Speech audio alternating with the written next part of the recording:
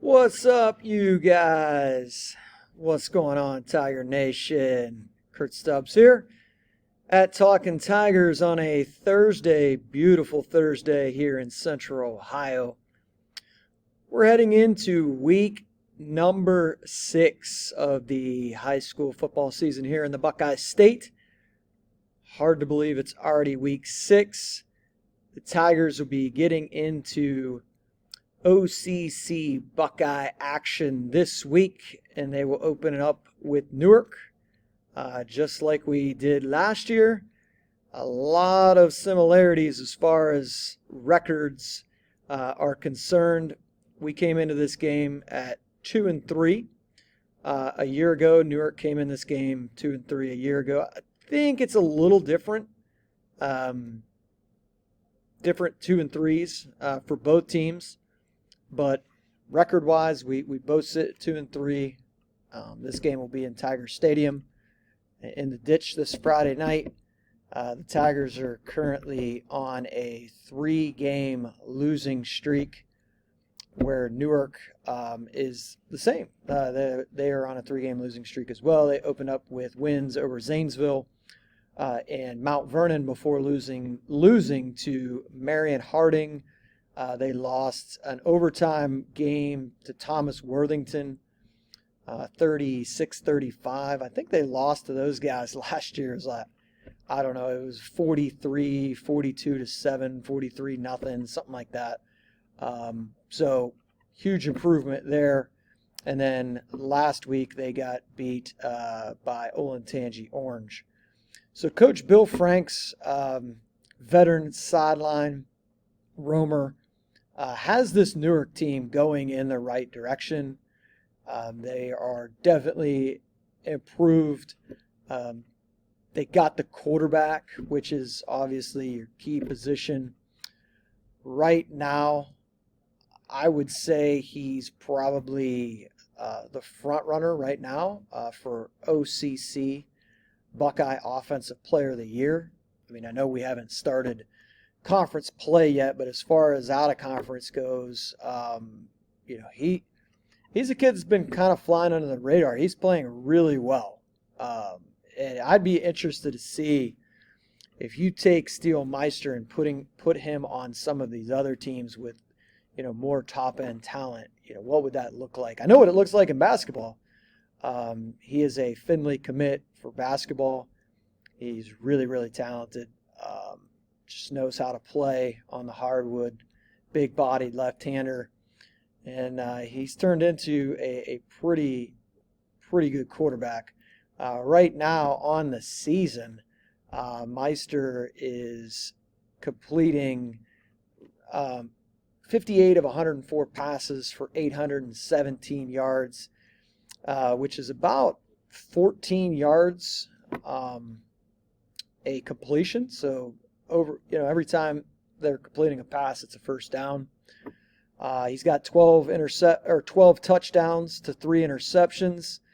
He also is the leading rusher. He's got 251 yards on the ground. He has all 7 rushing touchdowns, so he's accounted for 19 touchdowns on the season.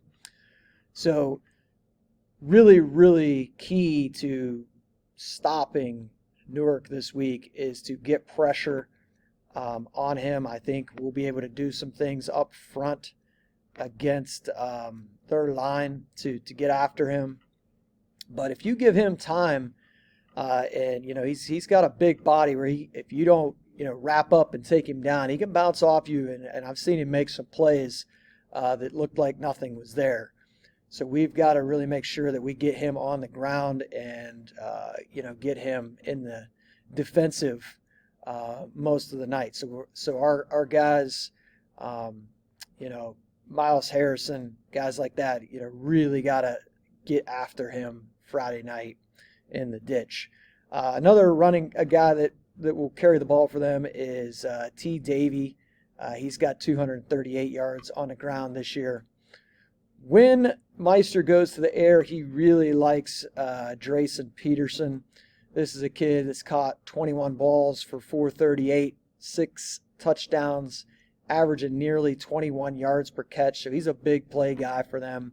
And then Stevens and Burnett are two other guys that he likes to get the ball to. So this is a team that, like I said, this is a team that has improved in a lot of areas.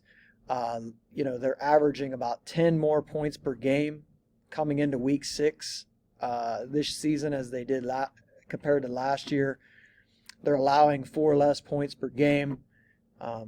So definitely moving in the right direction down there for a once very proud Wildcat football program.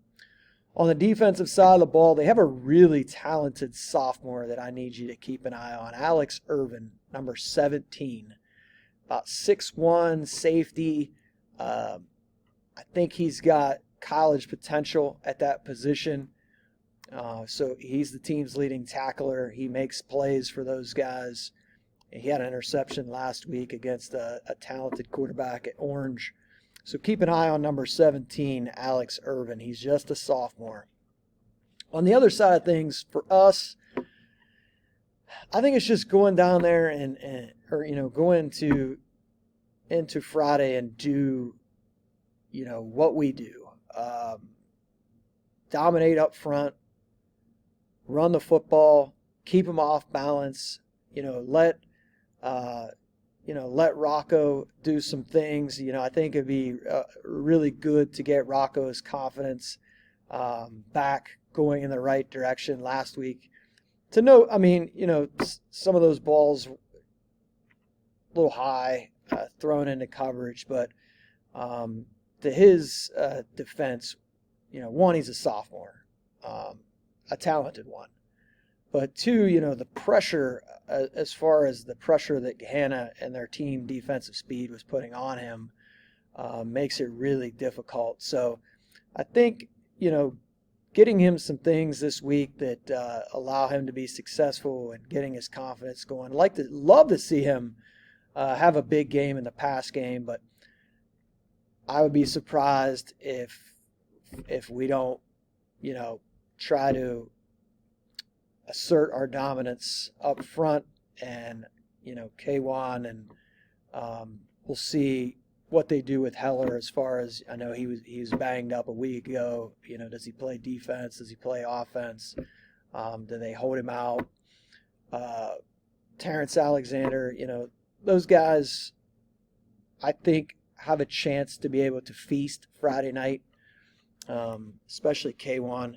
So we'll see. I look for us to run the football very well, and hopefully that opens up some of the passing game for Williams, and try to get this offense right and get it going in the right direction over these next 5 weeks. Defensively, as I mentioned, I think it's just getting after Meister. We've got to be aggressive up front. We've got to own the line of scrimmage up front, get after him. So take some of that pressure off the secondary, who's been really gassed the last couple weeks with the talent that North and Gahanna have on the perimeter. So I don't know, where this game falls as far as a score goes. I think a lot of it will depend on what our mood is coming out of the locker room. Last year, going down to Newark, I felt like I almost fell asleep. I'll be honest with you. It was dark, and it's like the lighting was weird. And I literally almost fell asleep in the crowd down there last year.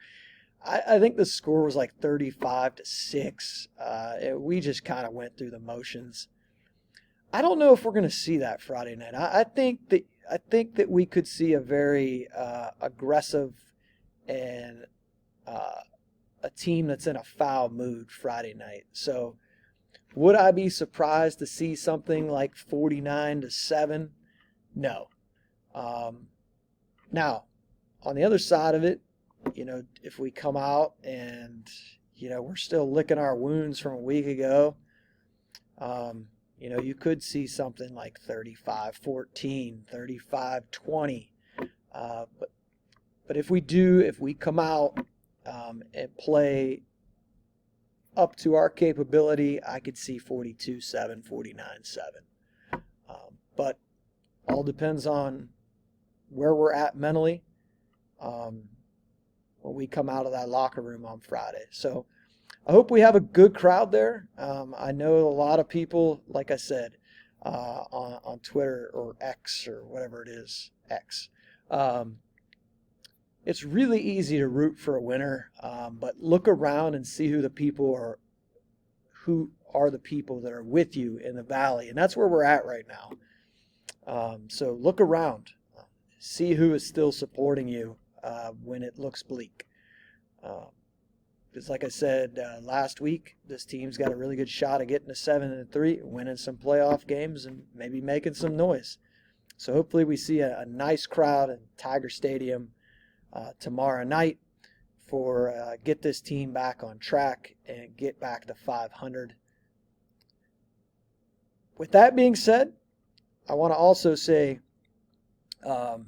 make sure that you're getting out there and follow along, support the other fall programs. You know, we got a state-ranked girls volleyball team that Coach Kruger has going only upward, and that's a program I don't think is going to, as long as she's there and building up a winning culture there, I think they're going to continue to do great things. The golf team is doing some good things. Our soccer programs are doing some good things. Cross country, get out there and support those guys if you can. They deserve it as well. This isn't just a football athletic department. We know it's a big part of the city of Pickerington, but there's other kids out there doing great things. And not just athletics, band, academically, community service, all over the place. The arts, we got kids doing theater and that are super talented at that, singing, dancing, gymnastics. You name it, we have it here in Pickerington, and we are very fortunate and blessed by that. So I hope everybody is aware of that and supports that, because we have some super talented kids in this community.